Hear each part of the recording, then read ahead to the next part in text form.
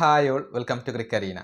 ഇപ്പോൾ നടന്നുകൊണ്ടിരിക്കുന്ന വിജയ് ഹസാരെ ട്രോഫിയിൽ RCBയെ ആശങ്കപ്പെടുത്തിയത് പ്രധാനമായും രണ്ട് താരങ്ങളായിരുന്നു. ഒരാൾ വെങ്കടേഷ് അയ്യറാണ്. നമുക്കറിയാം, ഓൾറൗണ്ടറായ ഇദ്ദേഹത്തിന് വേണ്ട രൂപത്തിൽ തിളങ്ങാൻ കഴിഞ്ഞിരുന്നില്ല. പക്ഷേ ഇപ്പോൾ അദ്ദേഹം ഫോമിലേക്ക് തിരിച്ചെത്തിയിട്ടുണ്ട്.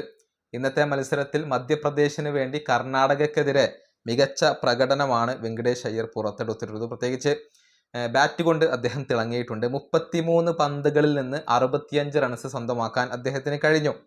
പുറത്താവാതെയാണ് 33 പന്തുകളിൽ നിന്ന് 65 റൺസ് അദ്ദേഹം നേടിയിട്ടുള്ളത്. 4 ഫോറുകളും അതുപോലെ തന്നെ 5 സിക്സറുകളും അദ്ദേഹം സ്വന്തമാക്കി എന്നുള്ളതാണ്. സ്ട്രൈക്ക് റേറ്റ് ആയിക്കൊണ്ട് വരുന്നത് 196.97 ആണ്. അങ്ങനെ മികച്ച പ്രകടനമാണ് വെങ്കി അയ്യർ നടത്തിയിട്ടുള്ളത്.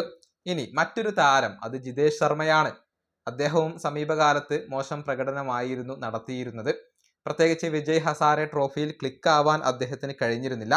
പക്ഷെ ഇന്ന് അദ്ദേഹം ഇപ്പോൾ മികച്ച പ്രകടനം നടത്തി കഴിഞ്ഞു എന്നുള്ളത് ആശ്വാസകരമായ ഒരു കാര്യമാണ് RCB ആരാധകരെ സംബന്ധിച്ചിടത്തോളം. 33 പന്തുകളിൽ നിന്ന് 73 റൺസ് നേടാൻ അദ്ദേഹത്തിന് കഴിഞ്ഞിട്ടുണ്ട്. നമ്പർ 7-ലാണ് അദ്ദേഹം കളിച്ചിരുന്നത്. 8 ഫോറുകളും 4 സിക്സറുകളും അദ്ദേഹം നേടി. 222 ആണ് അദ്ദേഹത്തിന്റെ സ്ട്രൈക്ക് റേറ്റ് ആയിക്കൊണ്ടുവരുന്നത്.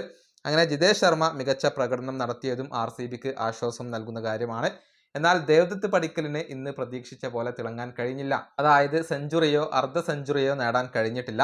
39 പന്തുകളിൽ നിന്ന് 35 റൺസാണ് അദ്ദേഹം നേടിയിട്ടുള്ളത്. 2 ഫോറുകളും 2 സിക്സറുകളുമാണ് അദ്ദേഹം സ്വന്തമാക്കിയിട്ടുള്ളത്. ഏതായാലും ജിതേഷും വെങ്കടേഷ് അയ്യരും ഇപ്പോൾ ഫോമിലേക്ക് തിരിച്ചെത്തിയിട്ടുണ്ട്. ഈ വീഡിയോ അവസാനിപ്പിക്കുന്നു. അടുത്തൊരു വീഡിയോ കാണാം.